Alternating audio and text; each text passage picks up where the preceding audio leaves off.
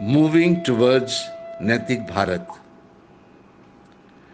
The IC Center for Governance has created a platform, Alliance of Changemakers, to bring to light the work done by exemplars who have gone beyond the call of duty in public service. In this episode, we bring the story of Jitendra Kumar Soni. Rasta Kholo Abhiyan, opening the path to the fields, is one of the biggest things that can happen to a farmer. When there is no passage to the field, no one can go there, nothing can grow. Everything is lost. There is no food, there is no money, there is no education. Jitendra Soni brought a new life for many people by opening these passages. Closed for many years, for many generations, having gone to courts and having spent years there in the courts. Now is the time to have the passage open. धीरे धीरे धीरे धीरे उस रास्ते को encroach करना शुरू करते हैं, अंदर की मिट्टी बाहर डालेंगे।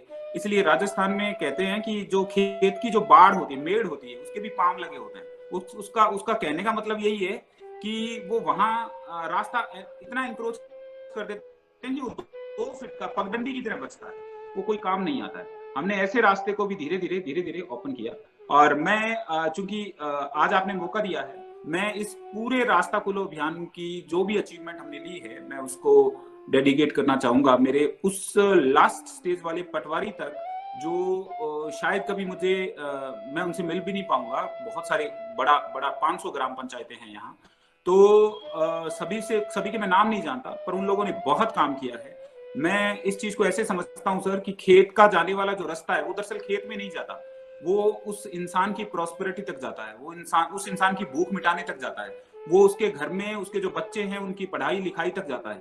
एक फार्मर का खेत 1 साल अगर बंद रह जाए, मतलब कुछ भी नहीं उगाए, और वो पड़क बोलते हैं, मतलब खाली रह जाए, तो उसके लिए बाकी हमारी सारी अचीवमेंट्स बेकार हैं। उसके लिए तो केवल एक मतलब है कि मेरे जो खेत का रास्ता है वो खुले और मैं मेरे खेत में जाऊं, और जो उपज होगी उसको बेच के भी मेरे बच्चों को खाऊं या बच्चों का पेट पालूं।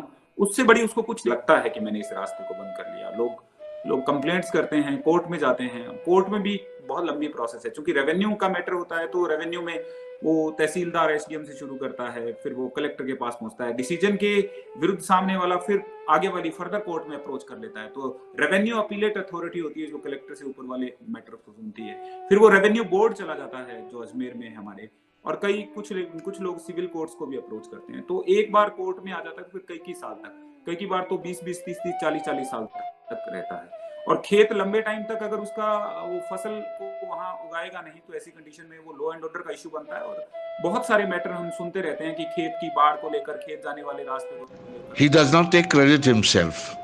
It is the team, he says, who has done it all.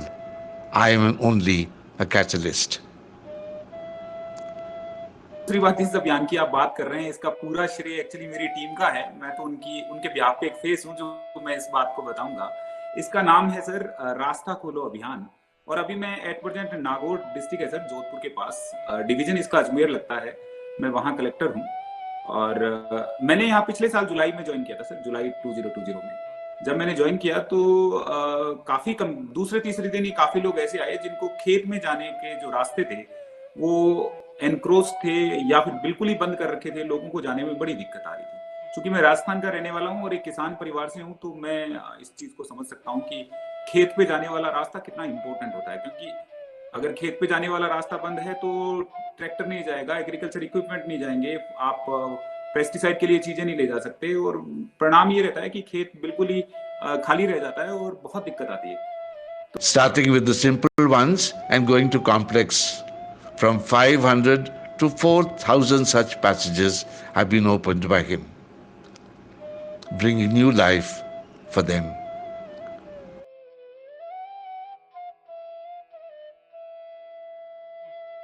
Not only for opening the passage to the fields, but giving footwear to those without, and getting rid of tobacco from institutions of education. All this and more done by this young collector of Nagaur.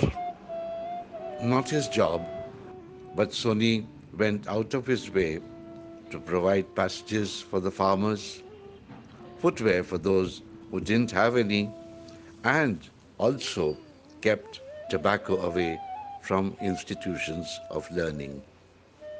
That is public service.